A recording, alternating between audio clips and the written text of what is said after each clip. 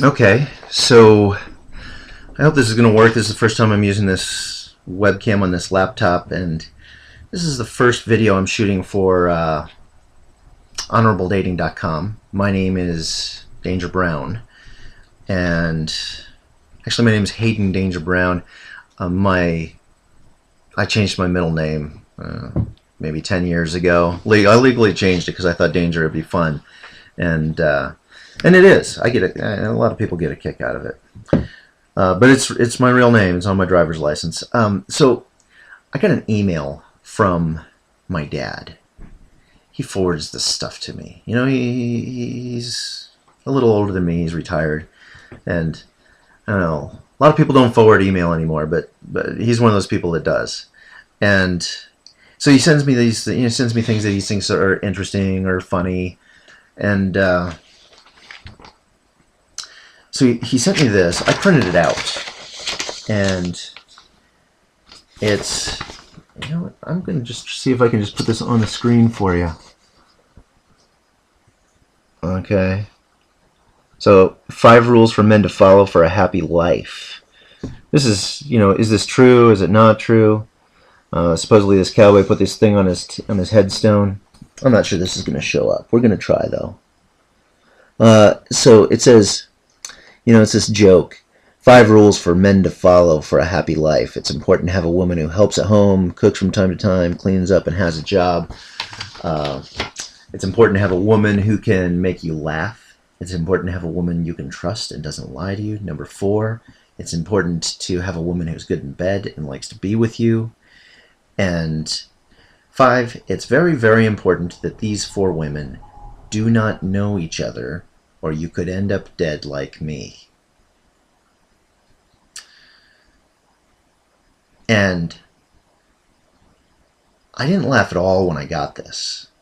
I mean, if I want to, I could laugh about it, because we're all, especially men, we're in the habit of laughing about these kinds of things. I've heard 1,000 things like this. I mean, guys in the locker room, which is kind of a joke. I mean, like, I'm 40 years old. I don't do sports. I'm not in a locker room with guys. We say it's just a euphemism, really, for when guys are hanging out, talking with each other, and there aren't any women listening, So maybe they're in the bar or wherever they are in a boardroom meeting, or in a private forum, like they're emailing this to a group of their friends. So this is a little bit more interesting. It's forwarded and re-forwarded, and it was sent from one guy to another guy, and then it was sent from that man to all men. Ronnie, Gary, Greg, Ronnie, Lloyd, Jerry, Parker. That could be a last name or first name. Nope, it looks like it's a first name. Jerry, Bill, John, Bob, Dennis, and Bob. No women on that list. And then one of them is, actually, my dad's name isn't on this. I don't know how many times this has been forwarded. Okay, so no, then it was subsequently forwarded to 5 men. One of them is my father. My father forwarded this to 8 men. Okay? 2 of them are his sons, adult sons. We have kids of our own, families of our own now, obviously. But my dad didn't send that to his adult daughter. Okay? Think about that. These men they're forwarding it to all these other men. And it's this sort of, it's kind of a predatory male superiority kind of thing. We're going to conquer women. And I've been guilty of this kind of thing. I would have laughed at this, probably even just a couple of years ago. I've really been going through a lot of thought. And you know what? If I had 4 sons, I might never have come to these, I probably would still be laughing at jokes like this, but I have 4 daughters. And, the woman who helps at home, cooks, cleans up, Another woman makes you laugh. Another woman who you can trust and doesn't lie to you. What the others don't have to be trustworthy. And another woman who's good in bed and likes to be with you. Well, who are these women? I mean, they're, I've got an 18-year-old stepdaughter and three little girls, 7, 6, and 3 years old. And I don't, one of my friends is probably forwarding this to, his son, or will forward something that's roughly equivalent, make these kinds of jokes at home. It's like male bonding stuff. Yes, we're men. Men treat women badly. Women. Incidentally, my dad, and I suppose it's a little unfair because he has been married for nearly, I don't know, probably pushing 20 years now, but he's married to his 5th wife. And this is so he's probably doing some things, quite a bit of things right if hasn't got divorced again. Seems to have maybe figured some things out, but he hasn't figured everything out. Unless women, maybe there are some women who want sexist men. I probably sound like I'm high on my horse or something. I'm better than. And I was a bit of a womanizer myself when I was single, but I've been married for 10. Well, we've been together 10 years. I think it's our 9th anniversary in a couple of months. So almost 11 years we've been together. Just very, very happy and fulfilled life.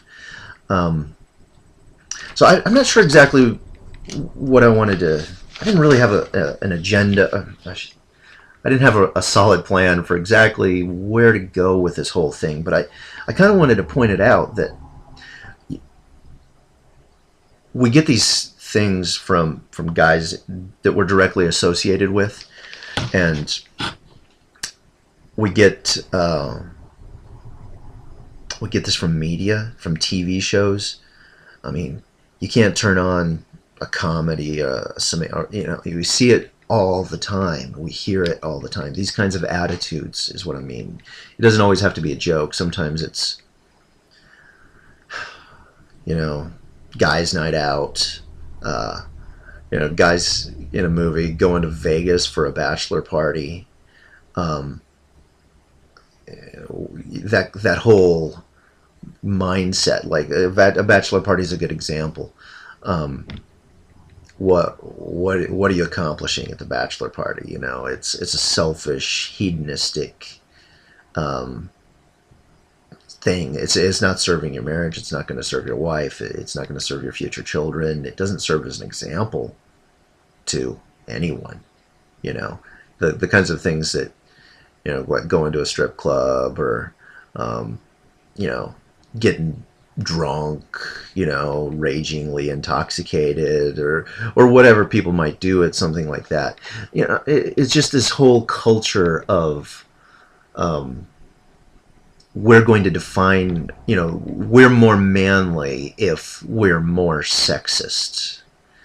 And I don't think so.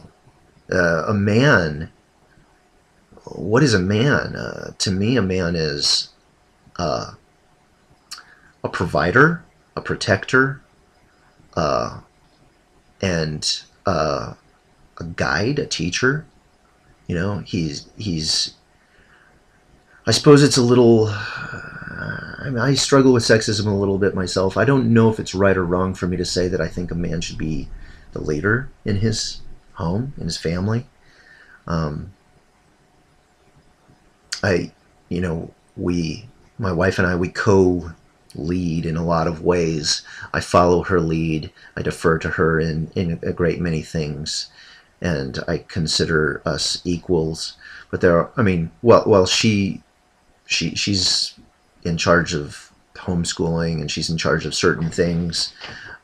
Before we had kids, we were really balanced. We were more balanced in a lot of ways. Step parent to her 2 kids that she already had, but they were in school, so we both worked. We both